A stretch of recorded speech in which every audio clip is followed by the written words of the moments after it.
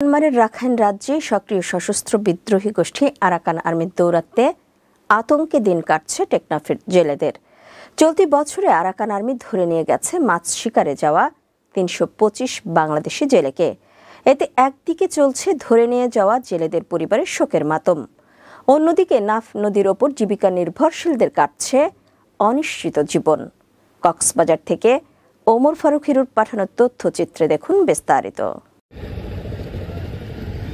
Teknaf Saint মার্টিনের নিকটবর্তী বঙ্গোপসাগর থেকে 4টি ট্রলার সহ অন্তত 25 জন জেলেকে গতকাল 10 সেপ্টেম্বর বিকেলের দিকে ধরে নিয়ে যায় আরাকান আর্মি। বিষয়টি নিশ্চিত করেন টেকনাফ পৌর বোট মালিক সমিতির সভাপতি সাজেদ আহমেদ। বলেন, এ ব্যাপারে বিজিবি, কোস্টগার্ড সহ সংশ্লিষ্ট প্রশাসনকে জানানো হয়েছে। বোট মালিক ও প্রশাসনের দেওয়া তথ্যে গত 5 আগস্ট থেকে 31 আগস্ট পর্যন্ত